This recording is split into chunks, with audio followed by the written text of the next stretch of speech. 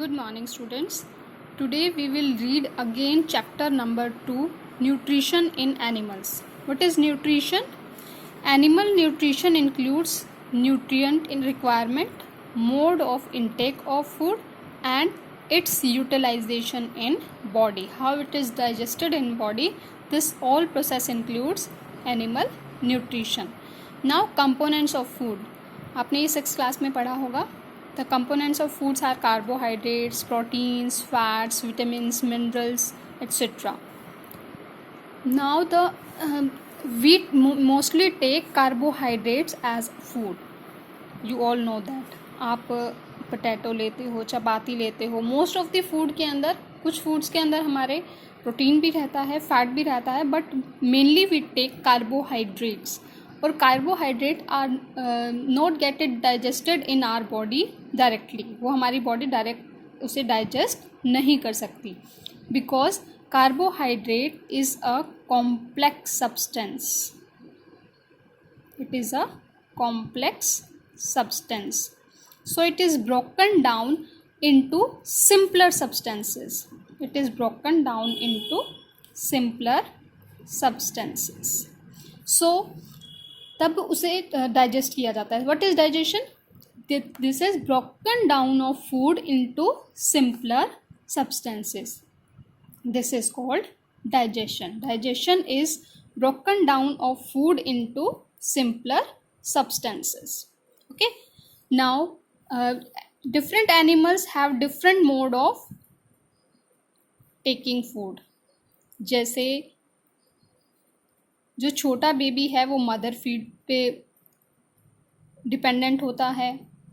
आपने स्नेक को देखा है, स्नेक, लिजर्ड, वो क्या करते हैं, पूरे के पूरे एनिमल को स्वेलो कर लेते हैं, अपने अंदर स्वेलो कर लेते हैं और उसको अंदर जाने के बाद डाइजेस्ट करते हैं. और सम एक्वेटिक एनिमल्स क्या करते हैं, टिनी फूड पार्टिकल्स जो उनके फ्लोट नियर बाई फ्लोट कर रहे होते हैं उनको इनटेक करते हैं. जो हमारी बीज हैं वो क्या करती हैं, फ्लावर्स का नेक्टर एज अ फूड लेती हैं. तो डिफरेंट एनिमल्स के क्या हैं, different animals have different mode of intake of food. Now how digestion in human occurs. देखिए, डाइजेशन इन ह्यूमन जब होता है तो बहुत सारे पार्ट्स इसके अंदर इन्वॉल्व होते हैं. We will start from the first part. First part is buccal cavity. Second is food pipe और oesophagus.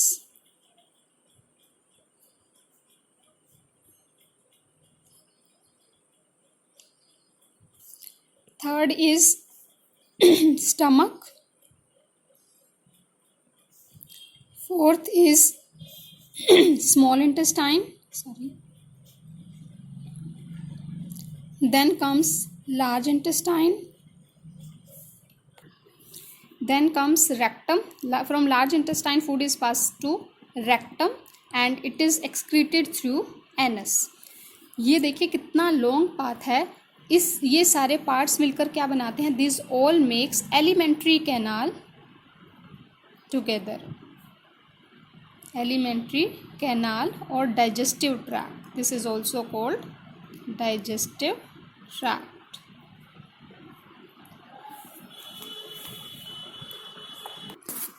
These all parts are included for the digestion of food. इसके साथ हमारे स्टमक की lining of stomach, small intestine, they have some glands which helps in digestion of food. The main 3 glands are salivary glands, pancreas and liver. और इनके अंदर, सबके अंदर जो हमारी डाइजेस्टिव ग्लैंड्स हैं, what they do, they secrete digestive juices. They secrete digestive juices. वो digestive juices क्या करते हैं, कॉम्प्लेक्स जो हमारा फूड हम इंटेक करते हैं उसको सिंपलर सब्सटेंसेस में ब्रोकन डाउन करने में हेल्प करते हैं.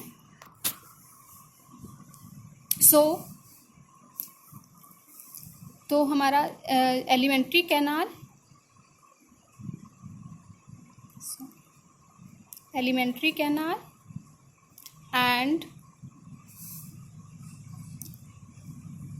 डाइजेस्टिव ग्लैंड्स, ये मिलकर क्या बनाते हैं? Digestive system. दे together makes digestive system. First part है हमारा डाइजेस्टिव सिस्टम का माउथ और buccal cavity.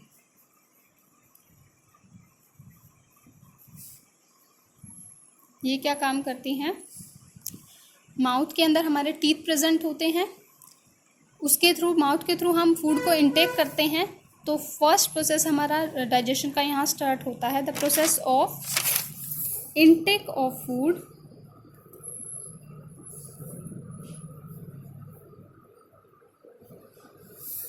Into the body,